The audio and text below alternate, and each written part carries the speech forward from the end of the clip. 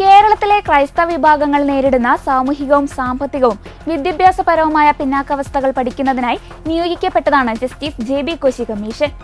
ഈ കമ്മീഷൻ സമർപ്പിച്ച ശുപാർശകൾ നടപ്പിലാക്കുന്നതുമായി ബന്ധപ്പെട്ട് നിയമസഭയിലും പുറത്തും മുഖ്യമന്ത്രി പിണറായി വിജയൻ നടത്തിയ പ്രസ്താവനകൾ വലിയ ചർച്ചകൾക്ക് വഴിതെളിച്ചു. ന്യൂനപക്ഷ ക്ഷേമ പദ്ധതികളിൽ തുല്യനീതി ഉറപ്പാക്കുമെന്ന സർക്കാരിന്റെ പ്രഖ്യാപനം ഈ പശ്ചാത്തലത്തിൽ ഏറെ പ്രാധാന്യമർഹിക്കുന്നു. കേരളത്തിലെ ക്രിസ്ത്യൻ ജനവിഭാഗങ്ങൾക്കിടയിലെ പിന്നാക്കാവസ്ഥ പഠിക്കാൻ ഒരു പ്രത്യേക കമ്മീഷൻ വേണമെന്ന ദീർഘകാലത്തെ ആവശ്യത്തെ തുടർന്നാണ് മുൻ ഹൈക്കോടതി ചീഫ് ജസ്റ്റിസ് ജെ.ബി. കോശിയുടെ അധ്യക്ഷതയിൽ സമിതി രൂപീകരിച്ചത്.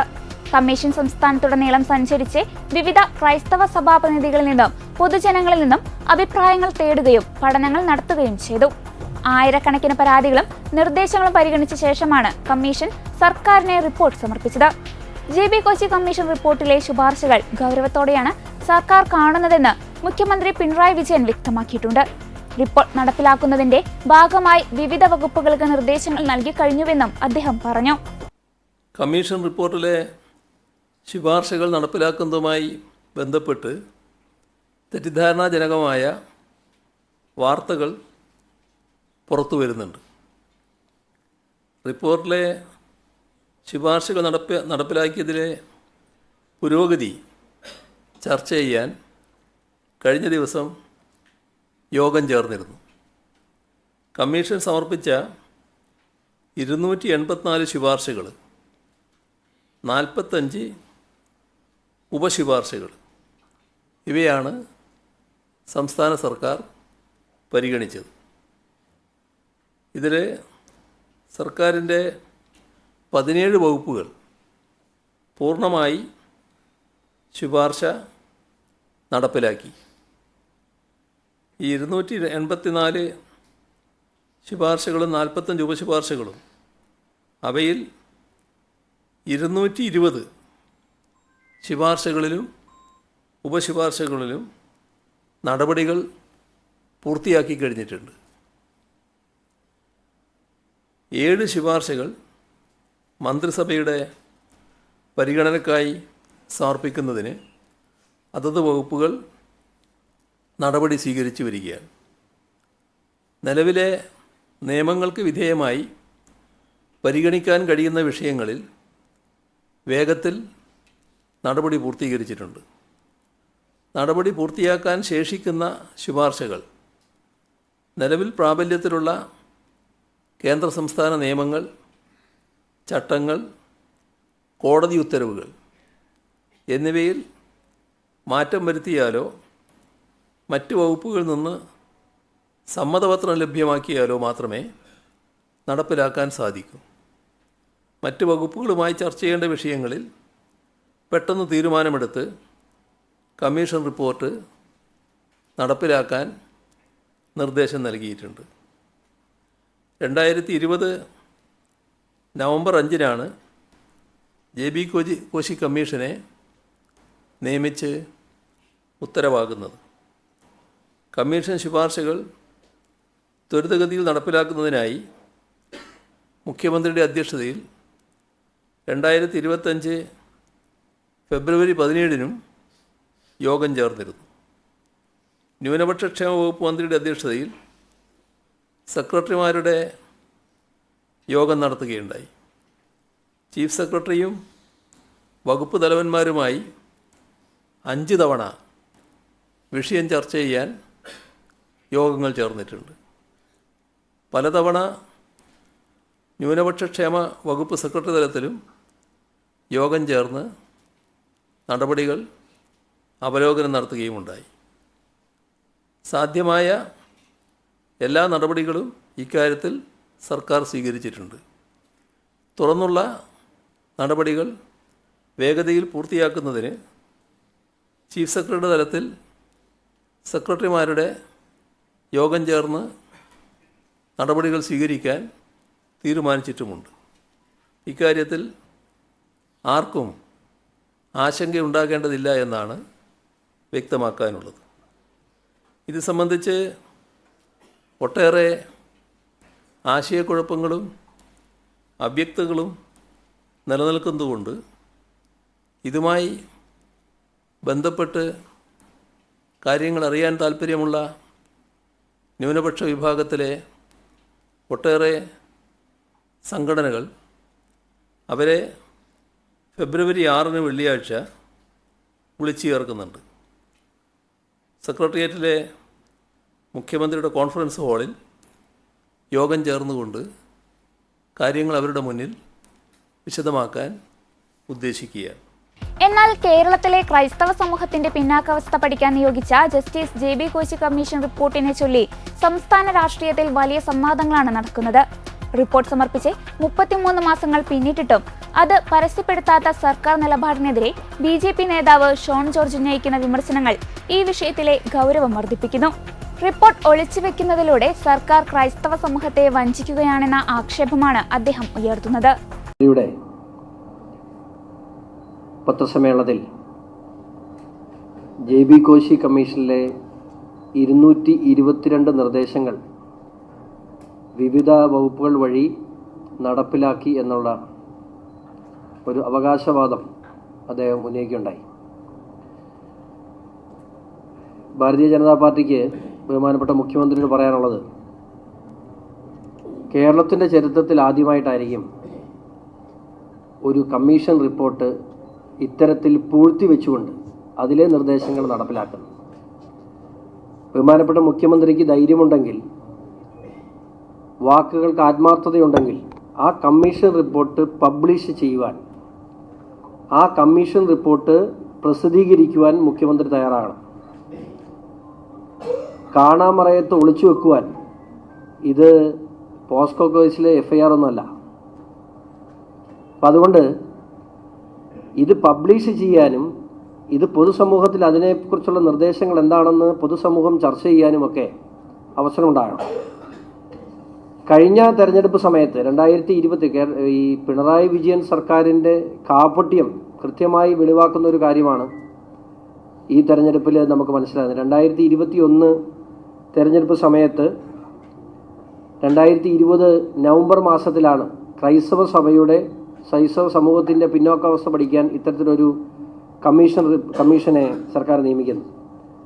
2023 മെയ് മാസത്തിൽ, കൃത്യമായി പറഞ്ഞാൽ 33 മാസങ്ങൾക്ക് മുമ്പ് സമർപ്പിച്ച റിപ്പോർട്ടാണ് സർക്കാർ 33 മാസം ഒളിച്ചു വെച്ച് സഭയുടെയും അതുപോലെ സമൂഹത്തിൻ്റെയും ക്രൈസ്തവ സമൂഹത്തിൻ്റെയും വലിയ പ്രതിഷേധത്തെ തുടർന്ന് ഇപ്പോൾ ഇത് പ്രഖ്യാപിക്കാൻ തയ്യാറായിട്ടുള്ളത്. പ്രഖ്യാപിച്ച 222 പദ്ധതികൾ ഇന്ന് ദീപികയുടെ എഡിറ്റോറിയൽ, ക്രൈസ്തവ സഭയുടെ മുഖപത്രമായ ദീപികയുടെ എഡിറ്റോറിയൽ വളരെ കൃത്യമായി പറഞ്ഞിട്ടുണ്ട്. 222 പദ്ധതികളിൽ ഏതെങ്കിലും ഒരു കാര്യം ക്രൈസ്തവ സഭയ്ക്ക് അല്ലെങ്കിൽ പിന്നോക്കാവസ്ഥയിൽ നിൽക്കുന്ന ക്രൈസ്തവ സമൂഹത്തിനോ ഗുണകരമായ എന്തെങ്കിലും പദ്ധതികൾ അതുവഴി നടപ്പിലാക്കിയത് വഴി ഈ സമൂഹത്തിന് എന്തെങ്കിലും മെച്ചമുള്ളതായിട്ട് അറിയാൻ കഴിയുന്നില്ല. അതാണ് പ്രധാനപ്പെട്ട കാര്യം. ഇത് കാപട്യമാണ്. മാത്രമല്ല, ഈ JB കോശി കമ്മീഷൻ റിപ്പോർട്ടിനെ സംബന്ധിച്ച് 33 മാസം ഇത് സർക്കാർ ഒളിച്ചു വെച്ചിട്ടും ഇതിനെതിരെ ഒരക്ഷരം പോലും കോൺഗ്രസ് നിയമസഭയ്ക്കുള്ളിലോ പുറത്തോ ഒരു പ്രതിഷേധം പോലും സംഘടിപ്പിച്ചില്ല എന്ന് പറയുമ്പോൾ ഈ വിഷയത്തിൽ ഇവർ രണ്ടുപേരും ആരെയോ ഭയക്കുന്നു എന്ന് വളരെ കൃത്യമായി തന്നെ നമുക്ക് പറയേണ്ടിയിരിക്കുന്നു. അവർക്ക് ഇതുമായി എന്തോ ഒളിച്ചു വെക്കാനുണ്ട്.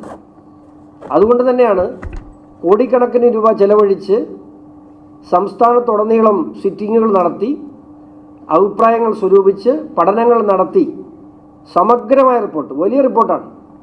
ആ റിപ്പോർട്ട് വന്നപ്പോൾ മുതൽ സർക്കാർ നടത്തുന്ന ഈ ഒളിച്ചു കളി ആർക്ക് വേണ്ടിയാണ്?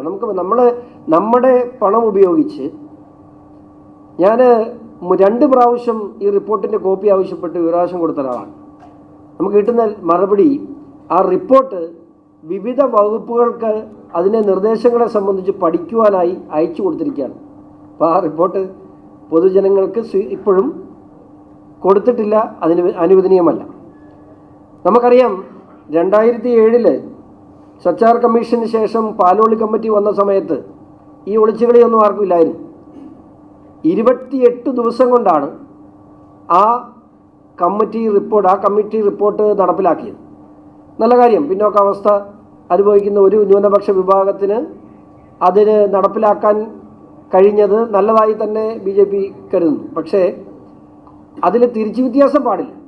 അതുപോലെ തന്നെ കേരളത്തിലെ ഏറ്റവും വലിയ ന്യൂനപക്ഷ വിഭാഗമായ ക്രൈസ്തവ സമുദായത്തിനു വേണ്ടി അതിൻ്റെ പിന്നോക്കാവസ്ഥ പഠിക്കാൻ നിയോഗിച്ച JB കോശി കമ്മീഷൻ്റെ റിപ്പോർട്ടിനെ ആരാണ് ഭയക്കുന്നത്, അതിനെ എന്തിനാണ് പൂഴ്ത്തിവെക്കുന്നതെന്ന് പിണറായി വിജയൻ പറയണം. അതിന്മേൽ പിണറായി വിജയൻ സർക്കാരിൻ്റെ ഈ നടപടിക്കെതിരെ മിണ്ടാതിരിക്കുന്ന കോൺഗ്രസിൻ്റെ നിലപാട് എന്താണെന്നും ഇവിടെ BJP ആരായുകയാണ്. അതുപോലെ ഈ വിഷയത്തിൽ തന്നെ നിരവധി നിർദ്ദേശങ്ങളുണ്ട്. അതിന് ഏറ്റവും എടുത്തു പറയേണ്ട കാര്യം, സർക്കാർ നമ്മുടെ എയ്ഡഡ് കോളേജുകളിൽ കമ്മ്യൂണിറ്റി മെറിറ്റ് ഇപ്പോൾ ക്രിസ്ത്യൻ കോളേജുകളിൽ എയ്ഡഡ് കോളേജുകളിലുള്ളത് 10%. ആ 10% എന്നുള്ള 20% വർദ്ധിപ്പിക്കണമെന്ന് ഈ കമ്മീഷൻ റിപ്പോർട്ടിനകത്തുണ്ട്. ആ കമ്മീഷൻ റിപ്പോർട്ടിൻ്റെ കോപ്പി അറ്റവും മൂലയൊക്കെ ആയിട്ട് പുറത്തു വന്നതിൽ നമുക്ക് കിട്ടുന്നതാണ്. ആ റിപ്പോർട്ടിൽ കൃത്യമായി നിർദ്ദേശിച്ചിട്ടുണ്ട്. ആ നിർദ്ദേശത്തെ സർക്കാർ ഇന്നുവരെ കണ്ടതായിട്ട് നമുക്കറിയാൻ കഴിയുന്നില്ല. മാത്രമല്ല സ്കോളർഷിപ്പ് സംബന്ധിച്ച് നമുക്കറിയാം, ഈ പാലോളി കമ്മിറ്റി വന്നതിന് ശേഷം CH മുഹമ്മദ് കോയ സ്കോളർഷിപ്പ് പിന്നോക്കാവസ്ഥ അനുഭവിക്കുന്ന കുട്ടികൾക്ക് വേണ്ടി അന്ന് സർക്കാർ പ്രഖ്യാപിച്ച സ്കോളർഷിപ്പ്, സമാനമായ സ്കോളർഷിപ്പിൻ്റെ നിർദ്ദേശം ഇതിനകത്ത് വന്നിട്ടുണ്ട്. ആ സ്കോളർഷിപ്പിനെ സംബന്ധിച്ച് ഒരു തീരുമാനവും, അതായത് പ്രകടമായി പിന്നോക്കാവസ്ഥ അനുഭവിക്കുന്ന ക്രൈസ്തവ സമൂഹത്തിന് വേണ്ടിയുള്ള ഒരു നിർദ്ദേശങ്ങളും സർക്കാർ നടപ്പിലാക്കിയിട്ടില്ല. സാധാരണയായി ഭരണ സംവിധാനങ്ങൾ നടന്നു പോകുന്ന കാര്യങ്ങൾക്കപ്പുറത്തേക്ക് ഈ കമ്മീഷൻ പ്രാധാന്യത്തോടു കൂടി പറഞ്ഞ അടിസ്ഥാനപരമായി സമൂഹത്തെ ബാധിക്കുന്ന ദീപികയുടെ മുഖപത്രം അതാണ്. ഈ കമ്മീഷൻ റിപ്പോർട്ടിലെ നിർദ്ദേശങ്ങൾ നടപ്പിലാക്കിയത് വഴി എന്തെങ്കിലും ഒരു പുതിയ കാര്യം ക്രൈസ്തവ സമൂഹത്തിൽ സംഭവിച്ചിട്ടില്ല എന്നുള്ളതാണ് നമ്മളെ സംബന്ധിച്ച് ഏറ്റവും വലിയ വിഷയം. പ്രധാനമന്ത്രി ജൻവികാസ് കാര്യക്രം പോലെയുള്ള കേന്ദ്ര സർക്കാരിൻ്റെ നേരിട്ടുള്ള പദ്ധതികൾ നടപ്പിലാക്കുമ്പോൾ ക്രൈസ്തവർക്കും ക്രൈസ്തവ മേഖലയ്ക്കും തുല്യ പരിഗണന നൽകണം, ഇതിനകത്ത് ഒരു നിർദ്ദേശമാണ്. ആ നിർദ്ദേശത്തിൽ ക്രൈസ്തവർ അധിവസിക്കുന്ന മേഖലകൾ ഏതാണ് എന്ന് നിർദ്ദേശം കൊടുക്കേണ്ടത് സംസ്ഥാന സർക്കാരാണ്. കാലങ്ങളായിട്ടുള്ള സഭയുടെ ആവശ്യമാണ് ക്രൈസ്തവർ കൂടുതലായി അധിവസിക്കുന്ന മേഖലകളെ ആ പദ്ധതിയിൽ ഉൾപ്പെടുത്തണം. ഇന്ന് വരെയും സംസ്ഥാന സർക്കാർ ആ നിർദ്ദേശം കേന്ദ്ര സർക്കാർ സമർപ്പിച്ചിട്ടില്ല. അതുപോലെ തന്നെ EWS കേരളത്തിൽ ഏറ്റവും അധികം ചർച്ച ചെയ്യപ്പെടുന്നൊരു വിഷയമാണ്.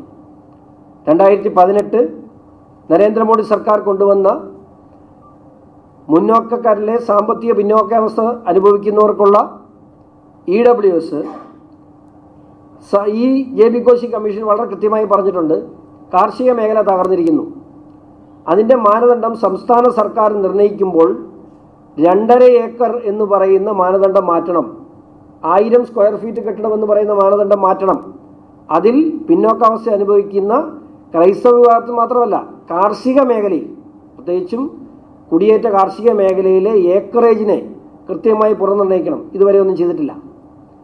ഇപ്പോൾ മദ്രസ അധ്യാപകർക്ക് നമുക്ക് പാലോളി കമ്മിറ്റിയുടെ നിർദ്ദേശപ്രകാരമാണ് മദ്രസ അധ്യാപകർക്ക് ആനുകൂല്യങ്ങൾ പ്രഖ്യാപിച്ചത്. സമാനമായി അത്തരത്തിലുള്ള ഏതെങ്കിലും തരത്തിലുള്ള ആനുകൂല്യങ്ങൾ സൺഡേ സ്കൂൾ അധ്യാപകർക്കായിട്ടോ മറ്റെന്തെങ്കിലും ഇവിടെ ഈ കമ്മീഷൻ റിപ്പോർട്ട് പ്രകാരം 222 നിർദ്ദേശങ്ങളിൽ നിർദ്ദേശിച്ചതായിട്ട് ഏതെങ്കിലും തരത്തിൽ കാണാൻ കഴിയുന്നില്ല. കമ്മീഷൻ്റെ രൂപീകരണ കാലഘട്ടം മുതൽ വളരെ കൃത്യമായി തന്നെ അലംഭാവം പ്രകടമായിരുന്നു. അദ്ദേഹത്തിൻ്റെ ഓഫീസ് സൗകര്യം പോലും ഇല്ലാതെ കമ്മീഷൻ്റെ പ്രവർത്തനങ്ങൾ തുടങ്ങേണ്ടി വന്നത് ആ കാലത്ത് കൃത്യമായ ഒരു ചരിത്രമായിരുന്നു. 2026 ജനുവരി 6 നൽകിയ ഫേസ്ബുക്ക് പോസ്റ്റിൽ 2024 മാർച്ചിൽ 1 മാസത്തിനുള്ളിൽ എന്തോ ചെയ്യുമെന്നാണ് മുഖ്യമന്ത്രി അന്ന് പ്രഖ്യാപിച്ചത്. അത് പ്രഖ്യാപനം മാത്രമായിട്ട് ഒതുങ്ങി. ഇനി ഏറ്റവും ലേറ്റസ്റ്റ് ആയിട്ടുള്ള ഇഷ്യൂ, 16,000 അധ്യാപകർക്ക് നിയമനവുമായി ബന്ധപ്പെട്ട് ക്രൈസ്തവ സഭ മുന്നോട്ട് വെച്ചിട്ടുള്ള വലിയ ആകുലതകൾ അത് ഇന്നും പെൻഡിങ് നിൽക്കുകയാണ്. അന്ന് ബഹുമാനപ്പെട്ട വിദ്യാഭ്യാസ മന്ത്രി സഭയെയും സഭാപിതാക്കന്മാരെയും ക്രൈസ്തവ സമൂഹത്തെയും അപമാനിക്കുന്ന സ്റ്റേറ്റ്മെൻറ്റ് നടത്തിയിട്ടുണ്ട്. ആ വിഷയവും JB കോശി കമ്മീഷൻ്റെ പരിഗണനയിൽ വന്നിട്ടുള്ള വിഷയമാണ്. ഇവിടെ ഒന്നും അടിസ്ഥാന കാര്യങ്ങളിൽ ഇവിടെ ഒന്നും തൊടാൻ CPM തയ്യാറല്ല, പിണറായി വിജയൻ തയ്യാറല്ലെന്ന് മാത്രമല്ല അതിനെക്കുറിച്ച് ചോദ്യം ചെയ്യാൻ നിയമസഭയ്ക്കുള്ളിലോ പുറത്തോ കോൺഗ്രസ് പാർട്ടിയും തയ്യാറാകുന്നില്ല.